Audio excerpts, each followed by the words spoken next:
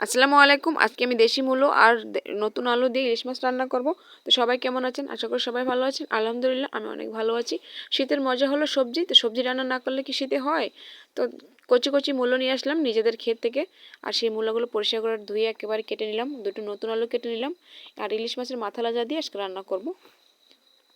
তো তেল গরম করে রসুন আর পেঁয়াজটা বেটে দিলাম। সেটাকে একটু ভেজে নিলাম। ভাজা হয়ে গেছে। এবার স্বাদ মতো নুন দিয়ে হলুদের গুঁড়ো দিয়ে দিলাম আর দিয়ে দিলাম লাল মরিচের গুঁড়ো। এবার মশলাকে ভালো করে কষিয়ে নেব। মশলা কষানো হয়ে গেছে, তেল উঠে গেছে। এবার মাছগুলো দিয়ে কিছুক্ষণ কষিয়ে নেব আরও। ইলিশ মাছ দিয়ে যেটাই রান্না করা সেটাই আমার কাছে খুব ভালো লাগে। আর ইলিশ মাছের রান্নাতে তেমন একটা মশলা ব্যবহার করতে হয় না।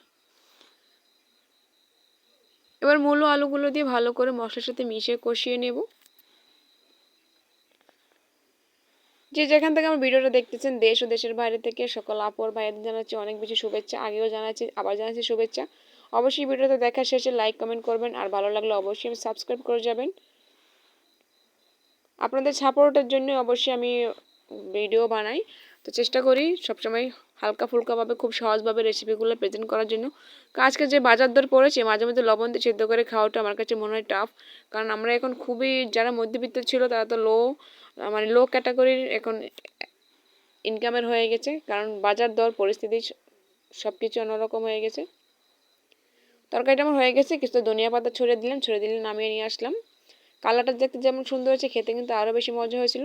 তো সবাই ভালো থাকবেন, যে যেখান থেকে দেখতেছেন অবশ্যই লাইক কমেন্ট করবেন আর সাবস্ক্রাইব করতে ভুলবেন না। আল্লাহ হাফেজ।